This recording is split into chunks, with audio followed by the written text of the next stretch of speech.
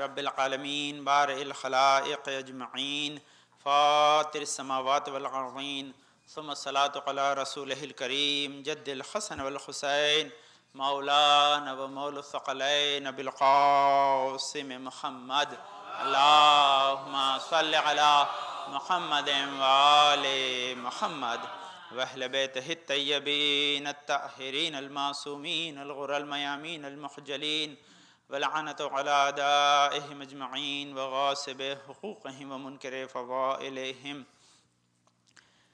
من یومنا هذا الى قیام یوم الدین اما بعد فقد قال اللہ تعالی فی کتابہ الحکیم وقولہ الحق بسم اللہ الرحمن الرحیم والعصر ان الانسان لفی خسر الا الذین آمنوا وعملوا الصالحات وتواصوا بالحق وتواصوا بالصبر اللہم صل علی محمد وآل محمد وصیکم بتقوی اللہ ونظم امرکم۔ اپنے آپ کو و حاضر مجلس کو تقوی و پرہیزگاری کی وصیت کے ساتھ ہماری گفتگو کا جو موضوع ہے وہ شیطان کے بہکانے کے ابزار اور طریقوں سے واقفیت حاصل کرنا تاکہ ہم اس سے بچنے کے لیے سبیل تلاش کر سکیں، کیونکہ انسان کی زندگی میں وعلیکم السلام ورحمۃ اللہ، ایک صحیح کوشش وہ اس جانب کرتا ہے کہ وہ نیک اعمال انجام دے تاکہ خدا کی نگاہ میں اس کا مرتبہ عزت و وقار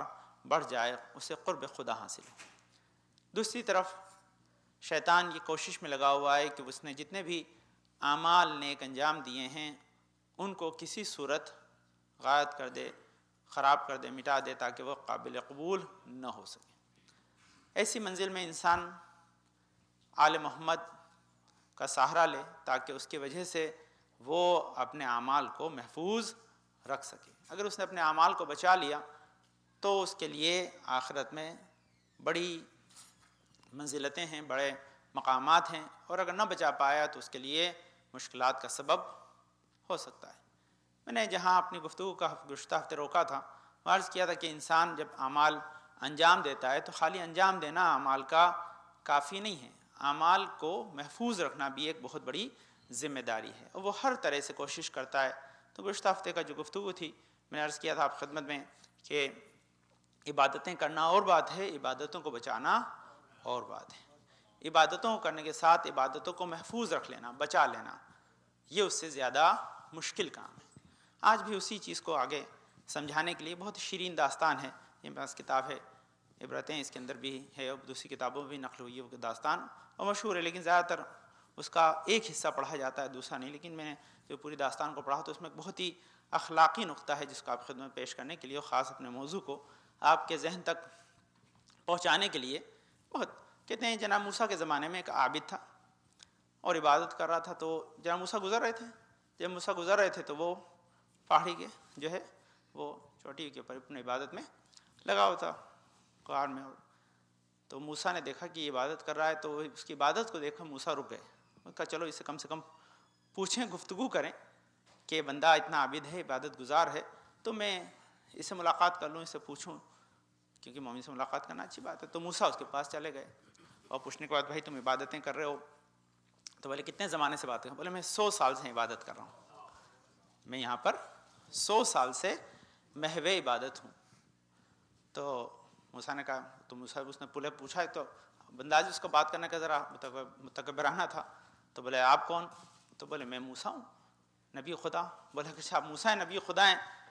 تو موسیٰ نے پوچھا مجھ سے کوئی کام ہو تو بولو۔ تو بولے اگر نبی خدا ہیں اور آپ سے ایک کام ہے کہ میں 100 سال سے عبادت کر رہا ہوں، اللہ سے پوچھو کہ میری عبادت کا صلہ اس نے کیا رکھا ہے۔ موسیٰ نے کہا اس کے لیے کوئی بہت دیر رہنے کی ضرورت نہیں، میں ابھی پہاڑ پہ جاتا ہوں، ابھی اللہ کو پکارتا ہوں، کلیم اللہ تھا، اللہ سے بھی بات کر لیتا ہوں اور ابھی تمہیں بتا دیتا ہوں۔ تو وہ فوراً گئے، اور جانے کے بعد انہوں نے پہاڑ پہ اللہ سے کہا پانے والے یہ بندہ 100 سال سے تیری عبادت میں لگا ہوا ہے، تو تے نے اس کی عبادتوں کا صلہ کیا رکھا ہے؟ اللہ نے کہا کہ اس کا جواب ہم کل دیں گے۔ تو موسیٰ نے آ کے نیچے کہہ دیا کہ بھئی تمہاری جو ہے عبادتوں کا صلہ کیا ہے، یہ خدا تمہیں کل بتائے گا، کل بھی کوئی دور نہیں ہے، کل انتظار کر لیتے ہیں۔ تو موسیٰ جو تھے وہ رکے چلے گئے۔ موسیٰ جانے کے بعد جو ہے وہ اپنی عبادت میں لگ گیا۔ اس کی ایک عادت تھی کہ صبح صبح جیسے ہی یہ پہاڑ سے جو ہے وہ اترتا تھا، اترنے کے بعد پاس میں ایک ندی تھی تھوڑی دور کے اوپر، وہاں جاتا تھا، غسل وغیرہ کرتا تھا، اپنے کو پاک صاف کرتا تھا، اور پاک صاف کرنے کے بعد وہاں سے پانی اپنے اگلے دن کے لیے لے کر آ جاتا تھا۔ تو یہ گیا اور جانے کے بعد اس نے وہیں جانے کے لیے نکلا، اپنے پہاڑ کی چکھوں میں سے نکلا جانے لگا۔ جب جانے لگا تو یہ راستہ بھول گیا، تو یہ راستہ بھٹک گیا۔ جب راستہ بھٹک گیا تو راستہ بھٹکنے بعد اب یہ جنگل کی طرف، بیابان جو ریگستان تھا اس طرف چلا گیا۔ جب ادھر چلا گیا تو وہاں جانے کے بعد اب یہ کیونکہ شدت کی گرمی ہے اور یہ پانی کے لیے، وعلیکم السلام، آدمی پانی لینے کے لیے جا رہا تو ساتھ پانی لے کر جاتا بھی نہیں ہے۔ جب پانی لے کر نہیں گیا تو اس کو بس گزر رہا ہے، یہاں تک کہ اتنی دور چلا گیا کہ پیاس کی وجہ سے اب جان بلا بھائی، یعنی اس کی جان بالکل خطرے میں۔ اس حال میں بس تھک کر بیٹھ گیا کہ موت کا انتظار ہے، اب تم آتی آئے گی تو یہاں کون اب مدد کو واپس جا بھی نہیں سکتا، اور جائے تو شاید اب اس کو پانی ملے بھی نہیں۔ تو اس میں دیکھا کوئی آدمی آ رہا ہے، آتے ہوئے آدمی کو اس نے دیکھا تو اس کے ذرا جان میں جان آئی۔ تو لازمی کہ لوگ ریگستان میں سفر کرتے ہیں تو پانی ساتھ رکھتے ہیں، تو اس نے اس آدمی سے کہا بھائی میں اب راستہ بھٹک گیا ہوں اور میں عابد ہوں، تو بس پانی ہو تو دے دو۔ بولے تم کو پتہ ہے آدمی اپنی ضرورت کا پانی لے کے چلتا ہے، دوسرے کے لیے تو لے کے چلتا نہیں ہے، تو یہ پانی تو میرے لیے ہے۔ تو بولے میں تمہیں بیچ سکتا ہوں، پانی تمہیں سیل کر سکتا ہوں، تم ہو تو کچھ۔ تو بولے میں تو 100 سال سے عبادت کروں، میرے پاس تو کچھ پیسہ ویسا نہیں ہے۔ ہاں میرے پاس میری 100 سال کی عبادت ہے۔ بولے ٹھیک ہے 100 سال کی عبادت ہمیں دے دو، ایک گلاس پانی لے لو۔ تو اس نے تھوڑی دیر سوچا، سوچنے کے بعد اس نے کہا کہ اگر پھر زندہ رہیں گے تو پھر عبادت کر لیں گے، ہے نا، پھر اگر زندہ رہے تو عبادت کر لیں گے، ابھی جان بچانا لازمی ہے۔ اس نے کہا ٹھیک ہے ہم نے تمہیں 100 سال کی عبادت دی، تمہیں 100 سال کی عبادت دی۔ اس نے گلاس پانی لیا، پیا، پی کر جو ہے وہ تھوڑا راحت ملی، بیٹھ گیا۔ اب بیٹھ گیا، بیٹھنے کے بعد واپس چلا، راستہ اسے مل گیا، پھر واپس اپنے جو ہے واپس غار میں آ گیا، وہاں عبادت کرنے کا۔ موسیٰ اگلے دن پہنچے کہ بھئی تمہیں بتائیں، اللہ نے موسیٰ کو بتا دیا کہ بھئی ہم نے اس کی عبادت کا اسے صلہ بتا دیا ہے کیا ہے۔ موسیٰ پہنچے، موسیٰ نے کہا جا کے گفتگو کروں، دیکھوں کہ بھئی اس بندے کو اس کی عبادت کا صلہ خدا نے کیا بتایا۔ تو اس نے جا کے خدا نے بتا دیا تھا ہم نے اس کی 100 سال کی عبادت ایک گلاس پانی کے بدلے میں خرید لیے۔ جا کے پہنچے تو اس نے دیکھا کہ بڑا اس کا چہرہ ہوتا ہوا غمگین۔ موسیٰ نے سے کہا، مولا موسیٰ نے کہا کہ مجھے پتہ چل گیا ہے، کل آپ نے کہا تھا اللہ سے پوچھیں کہ میری عبادت کا صلہ کیا، 100 سال کی عبادت، تو خدا نے مجھے بتا دیا ہے کہ میری 100 سال کی عبادت کا صلہ ایک گلاس صرف پانی تھا۔ تو جیسے ہی یہ کہا موسیٰ نے تو وہ غمگین تھا، کافی بیٹھا ہوا تھا۔ موسیٰ نے کہا کہ تمہیں یہ پتہ ہے کیونکہ خدا نے بتایا کہ تمہاری جتنی عبادتیں تھیں وہ تم نے جو کچھ بھی وہ قوت خدا ہی کی وجہ سے تو کی ہیں، خدا نے جو نعمتیں عطا کی ہیں اسی کی وجہ سے تو کی ہیں، لیکن اس کو افسوس ہوا، بہت افسوس ہوا کہ میں نے غلطی کی، میں عبادت کر کے متکبر ہو گیا، مجھے لگا کہ میں نے بہت بڑا کام کیا ہے لیکن میرا کوئی بڑا کام نہیں تھا۔ تو اسے اپنے کیے پہ ذرا سی پشیمانی ہوئی، ذرا سے اس کو ریگریٹ ہوا، پشیمان، جیسی پشیمانی ہوئی فوراً موسیٰ کو خدا نے وحی کی، اور موسیٰ کو وحی کر کے کہا کہ اب اس کو کہو کہ تم نے جو 100 سال کی یہ عبادت کی تھی نا، اس کا تو صلہ تھا ایک گلاس پانی، اور ابھی تم کو ریگریٹ ہوا، پشیمانی ہوئی، تم نے افسوس کیا، اپنے دل میں جو ہے توبہ کا جذبہ لے کر آئے، اس کے بدلے میں ہم تمہیں 1000 سال کی عبادت کا ثواب دیتے ہیں۔ یہ جو توبہ کا جو ہے تمہیں جذبہ جو آیا، یہ تمہیں ریگریٹ جو کیا ہے، یہ فیلنگ ہمارے لیے زیادہ امپورٹنٹ ہے، یہ فیلنگ جو تمہارے دل میں ہے یہ ہمارے لیے زیادہ امپورٹنٹ ہے۔ کیوں؟ کہ اس فیلنگ میں تم ہمارے بندے بنے ہو، تمہارے دل سے تکبر چلا گیا ہے، اس لیے ہم نے وہ 100 سال کی عبادت تو تمہارے ایک گلاس پانی کے بدلے میں خریدی تھی، لیکن اس افسوس ندامت کے آنسو جو تمہاری آنکھوں میں آئے ہیں، اس پشیمانی کے بدلے میں ہم تمہیں اس ایک آنسو کے بدلے میں 1000 سال کی عبادت کا ثواب دے رہے ہیں۔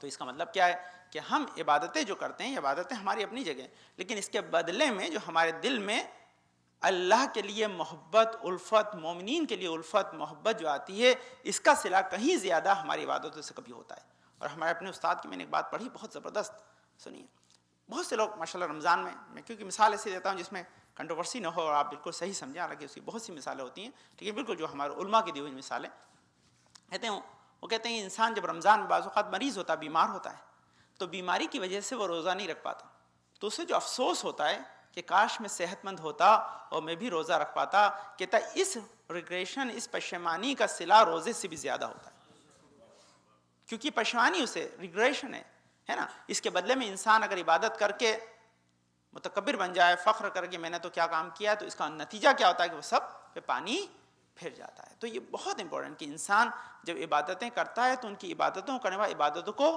بچا لے۔ ہمیشہ دیکھیے یہ اس کا ایک کام ہوگا، ہمیشہ شیطان ایک بہت ہی بڑا جال پھینکتا ہے، آپ سے نیک کام کرائے، اسے پتہ ہے کہ کس جگہ پر اس آدمی کو ٹریپ کرنا ہے، اور ایک موقع پر ایسا لا کے کھڑا کر دے گا کہ جہاں جس کے ساتھ آپ نے نیکیاں کی ہیں، جس کے ساتھ آپ نے اچھائیاں کی ہیں، جس کو آپ نے ایک منزل تک پہنچایا ہے نا، اسی کو سامنے لا کے آپ کا دشمن بنا دے گا، کھڑا کر دے گا۔ اب آپ کھڑ سے بولیں گے بھائی تم آج یہاں کھڑے ہو ہماری وجہ سے کھڑے ہو، وہ کہتے بس یہی تو کرنا تھا تمہیں، گئی تمہاری باتیں، جاؤ تمہاری باتیں ہم نے اسی ایک جملے کے بدلے میں ضائع کر دی، کیونکہ تم نے احسان جتا دیا۔ اور قرآن نے کہا کہ کسی کو صدقہ دو تو احسان نہ جتاؤ، احسان جتاؤ گے تو تمہارا صدقہ ضائع ہو جائے گا، تمہیں اس کی جزا نہیں ملے گی، تو یہ جزا ختم ہو جاتی ہے، انسان کی جزا چلی جاتی ہے۔ تو یہ بہت امپورٹنٹ، بہت، لیکن اس کا الٹا ہے، دیکھیے یہ کیا ہماری طرف سے، لیکن جس پہ احسان کیا اسے یاد رکھنا ہے کہ اگر انسان دو طریقے، دیکھیے ہم سے کہا گیا کہ ہم پہ کسی نے نیکی کی ہے تو ہم اسے یاد رکھیں اور اسے اپریشیٹ کریں، اسے کہیں کہ ہم آج تمہارے خلاف کھڑے ہیں لیکن کل ہمیں یاد ہے کہ تم نہ ہوتے تو ہم یہاں نہ۔ تو اگر وہ بندہ خود کہتا ہے تو اس کا درجہ بڑھتا ہے، خدا اس کی عبادتوں کو ضائع نہیں کرتا۔ کرنے والے کو نہیں کہنا ہے، جس کے ساتھ کیا ہے اس سے شکر ادا کرنا ہے، کہ حل جزاء الاحسان الا الاحسان ہے، احسان کا بدلہ احسان کے سوا کچھ نہیں ہو سکتا، تو انہیں یاد رکھنا ہے۔ تو یہ بہت امپورٹنٹ چیز ہے جس کو ہم اپنی زندگی میں برابر انجام دیتے ہیں۔ ہماری زندگی بہت ہی، جو بھی تھوڑی بھی عبادت آپ کریں، تھوڑی بھی عبادت کریں، تو اس عبادت کے بدلے میں آپ کو کیا کرنا ہے، اس عبادت کے بدلے میں آپ کو اپنی جو ہے زندگی میں اور زیادہ ہمبلنس لانی ہے، آپ کو اور زیادہ خاشع اور خاضع بننا ہے، تاکہ اس کی وجہ سے آپ خشوع کو حاصل کر سکیں، خدا آپ کو اپنی رحمت کے سائے میں لے لے۔ کیونکہ اب یہاں لازمی بتایا کہ اس کے ایک آنسو جو اس کے آنکھوں میں آیا ندامت کا، خدا نے کہا ہم تمہیں 1000 سال کی عبادت کا ثواب دیتے ہیں۔ اب ظاہر کہ ہم روایت میں پڑھتے ہیں کہ حسین کے لیے بہایا گیا ایک آنسو جنت خرید سکتا ہے، تو اس میں حیرانی کی بات نہیں ہے، کیونکہ یہ آنسو ہمیں ہدایت کی طرف لے جاتا ہے، حسین سے جوڑتا ہے، ہمیں اللہ کے بھیجے گئے تمام ہادیان برحق سے ملحق کر دیتا ہے۔ جو آدمی صحیح کارواں کے ساتھ جڑ جاتا ہے وہ منزل تک پہنچ جاتا ہے، یہ منزل ہے۔ صحیح کارواں تک جڑنا ایک ہماری ذمہ داری ہے، اگر ہم کارواں تک نہیں جوڑیں گے صحیح تو منزل تک نہیں پہنچ پائیں گے۔ یہ خاص پیغام سے کرنا تھا، اس کو آپ ذہن میں رکھیں۔ ہمیں اپنی عبادتوں کو جہاں انجام دینا ہے وہیں عبادتوں کو بچانا ہے، بہت کوشش کرنی ہے اس کے لیے، وہ کوشش ماشاء اللہ آپ کرتے ہیں، خدا اس کی جزائے خیر آپ کو دے گا۔ بلکہ بس یہ یاد رکھنا ہے کہ آپ جب بھی اپنی عبادتوں کو انجام دیتے ہیں ان عبادتوں کو انجام دے کر ضرور، اور اس کے لیے خاص یاد رکھیں، میں کوئی خاص چیز آپ کو بتاتا ہوں اس سلسلے میں، اپنا ایک دو اساتذہ کا یہ پیغام ہے، آپ کے کام آئے گا۔ کبھی بھی اپنی عبادتوں کو انجام دینے میں کسی بندے خدا کو اذیت نہ پہنچائیں، یہ بہت امپورٹنٹ چیز ہے نا، کہ آپ خدا کو راضی کرنے کے لیے بندے کو اننیسیسری ناراض نہ کریں۔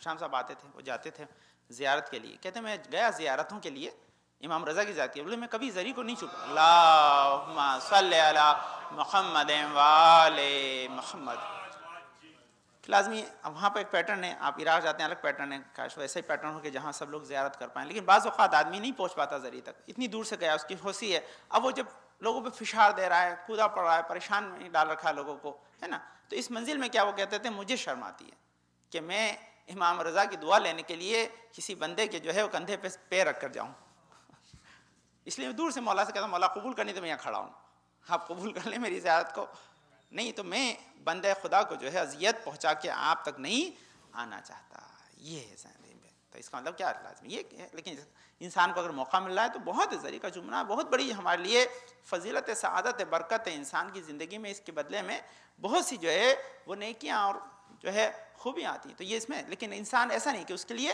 کسی کو اذیت پر، یہ ایک پیغام ہے، اس سے آپ بہت سی چیزیں دیکھ سکتے ہیں کہ انسان اسی لیے کہا یہ عبادت کو بچانے کے لیے مقدمات عبادت ہیں، خود عنصر عبادت ہے، اس کے بعد کے تمام آداب ہیں جو عبادت کو اور جلا بخشتے ہیں، بہتر بناتے ہیں۔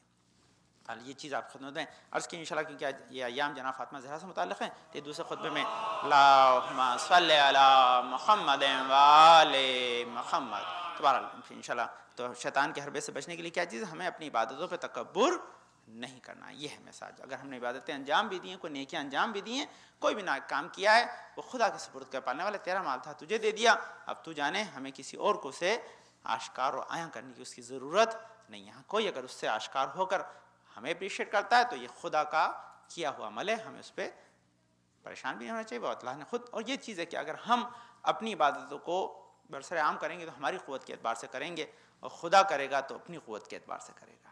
اللہم صلی علی محمد وعلی محمد, اللہم صلی علی محمد وعلی محمد. بسم اللہ الرحمن الرحیم. اللہم ارزقنا ایمانا صادقا ولسانا ذاکرا وقلبا خاشعا وبدنا صابرا وعلما نافعا وعملا متقبلا ورزقا واسعا وزوجتا صالحا وولدا صالح. پانے والے جو واسطہ ہے پنجنا پاک میں شفاء کامل عاجل عطا فرما. پانے جنات پریشان کو دور فرما دے. پانے والے عابد بیمار امام زین العابدین السلام کے صدقہ میں نشاد بھائی ابن فدا عابد بھائی ابن محمد بھائی قائد بھائی ابن شل بھائی بانو بہن بنت کریم بھائی امتیاز بھائی ابن ولی بھائی مولانا اطہر صاحب مولانا محمد اطہر صاحب انصار علی ابن غلام علی رفعت ابانا بنت احمد حسین و جمنات بیماروں کو شفاء کامل عاجل عطا فرما. پانے وقار بھائی کو شفاء کامل عاجل عطا فرما. پانے حازم علی اس کی نیک حاجات مراد قبول فرما. پانے الناس میں ہمیشہ آل محمد کے چاہنے والے پلتے رہیں. پانے جو ہمارے بچے نیک عمل میں لگے ہوئے ہیں, پانے والے علوم دینی اور علوم دنیاوی حاصل کرنے کے لیے کوشش کریں, ان کو اس میں کامیابی عطا فرما, ان کے امتحانات میں کامیابی عطا فرما. پانے والے پنجاب پاک صدقہ میں جو ہمارے جوان اچھے رشتوں کی تلاش میں پانے والے, ان کو اچھے رشتوں سے بہراور فرما. پانے والے ہمارے علماء اعلام ذاکرین جو دین کی خدمت کریں, ان کے بازوؤں کو قوی فرما, ان کے توفیقات میں اضافہ فرما. پانے والے ہمارے امام زمانہ کے ظہور میں تاجیل عطا فرما, ہم کو ان کے انصار و اعوان میں قرار دے. بسم اللہ الرحمن الرحیم. اذا جاء نصر اللہ والفتح ورأيت الناس يدخلون في دين الله أفواجا فسبح بحمد ربك واستغفره إنه كان توابا. اللهم صل على محمد وآل محمد. اللهم صل على محمد وآل محمد.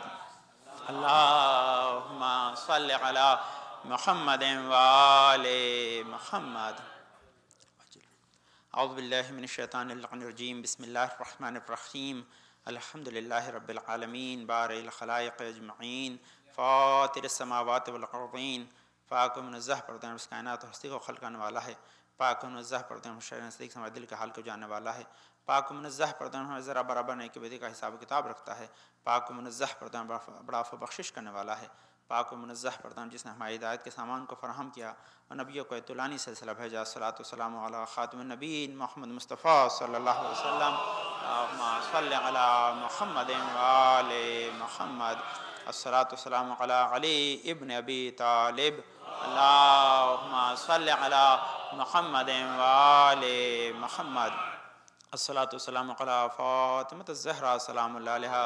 اللہم صل علی محمد وآل محمد.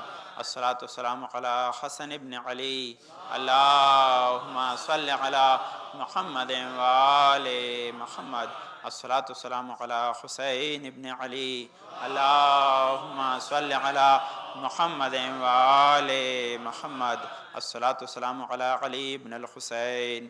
اللہم صل علی محمد وآل محمد. الصلاۃ والسلام علی محمد ابن علی. اللہم صل علی محمد وآل محمد. الصلاۃ والسلام علی جعفر ابن محمد. اللہم صل علی محمد وآل محمد. الصلاۃ والسلام علی موسیٰ ابن جعفر. اللہم صل علی محمد وآل محمد. الصلاۃ والسلام علی علی ابن موسیٰ الرضا. اللہم صل علی محمد وآل محمد. الصلاۃ والسلام علی محمد ابن علی. اللہم صل علی محمد وآل محمد. الصلاۃ والسلام علی علی ابن محمد. اللہم صل علی محمد وآل محمد. الصلاۃ والسلام علی حسن ابن علی. اللہم صل علی محمد وآل محمد. الصلاۃ والسلام علی خلف الحادی المہدی المنتظر. اللہم صل علی محمد وآل محمد. اجل فرج و بشنا ماہم وحلق اعداہم, جن کے ظہور سے دنیا عدل و انصاف سے بھر جائے گی. اور ظلم و جور ختم ہو جائیں گے، ان کی تاجل ظہر کے لیے دعا گوئیں۔ سنتم یہ ایام جناب فاطمہ زہرا سلام اللہ علیہ کے اللہم صلی علی محمد وآل محمد شہادت سے قریب ترین ایام ہیں۔ کل یہ شب جو آئے گی وہ بی بی کی شہادت کی شب ہوگی۔ ایک روایت ہے اس کے مطابق جو زیادہ ہمارے ہندوستان پاکستان کے علماء اسے معتبر سمجھتے ہیں، اور اس کا اسباب میں نے گزشتہ مجالس میں بیان کیے، لیکن چند چیزیں جو شب میں بیان کی تھی اس کا مختصر جو ہے آپ کی خدمت میں خلاصہ پیش کر دوں تاکہ اس کے بعد کی منزل یہاں۔ ہم دو طریقے سے اپنے ائمہ اطہار سے منسلک ہوتے ہیں، ایک محبت کے ذریعے، ایک عمل کے ذریعے۔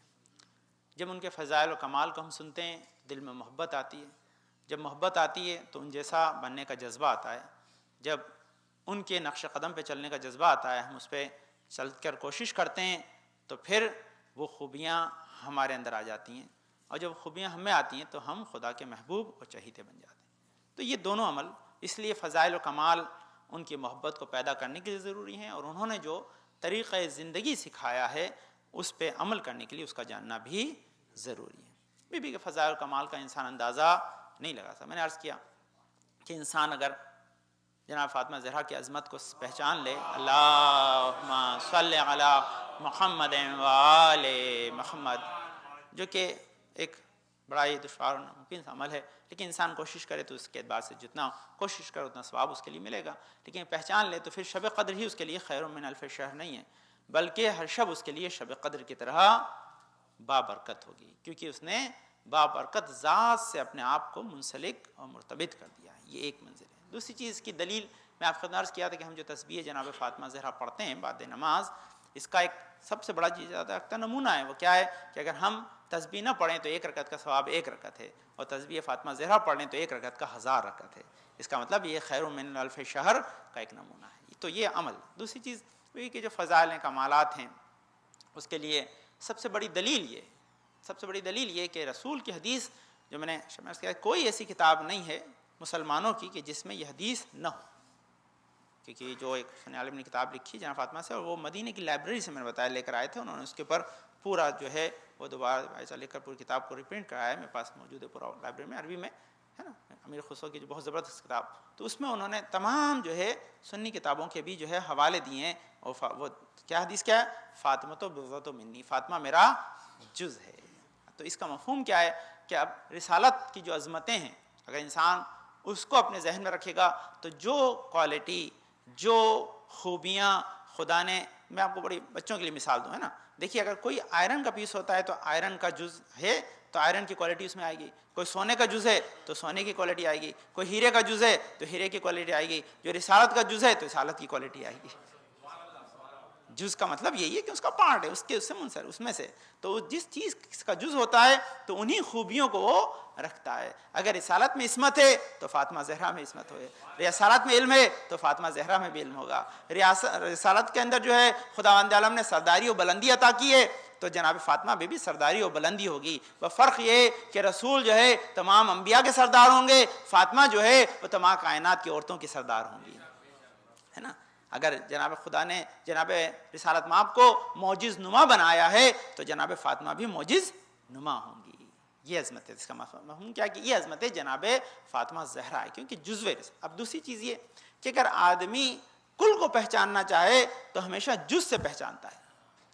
آدمی کل کو پہچانا اس کے لیے دشوار ہوتا ہے، کیونکہ ایک دم کل کو دیکھ لے گا تو خیرہ ہو جائے گا، ہے نا، اس لیے جز سے پہچانتا ہے۔ ابھی میں بچوں کو پڑھا رہا تھا حوزے کے اندر، تو اس میں نے بتایا کہ خدا نے اس میں امام جعفر صادق علیہ السلام نے اللہم صلی علی محمد وآل محمد، توحید مفضل میں بچہ کیوں عقل کامل کے بغیر پیدا ہوتا ہے، اس کو مکمل علم کے بغیر دنیا بھیجا تھا نا، علم دے کے خدا بھیجتا تو کیا ہوتا، کہتا حیران ہو جاتا، کچھ سیکھ ہی نہیں پاتا۔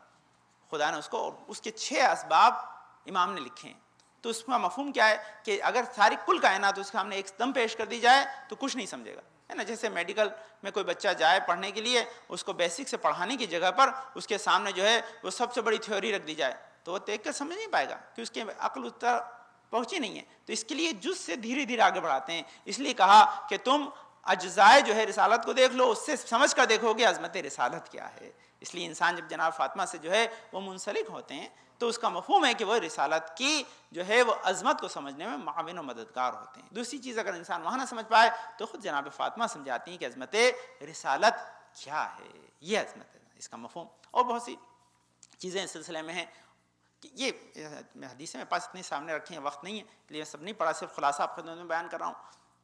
شاید عرض کیا کہ جب جناب فاطمہ زہرا آتی تھیں، اللہم صلی علی محمد وآل محمد، تو رسول اکرم کھڑے ہو جاتے ہیں۔ ذاکرین علماء اس کے لیے بہت بڑی چیز کہتے ہیں، اگر میدان محشر ہوگا یا جب رسول گئے تھے معراج پہ یا جہاں بھی منظر ہو کہ 1,23,999 انبیاء جو ہے وہ بیٹھے ہوئے ہیں، رسول آ جائیں تو سب کھڑے ہو جائیں گے۔ ہوئے جب چرخ چاروں میں پہنچے جتنے انبیاء تھے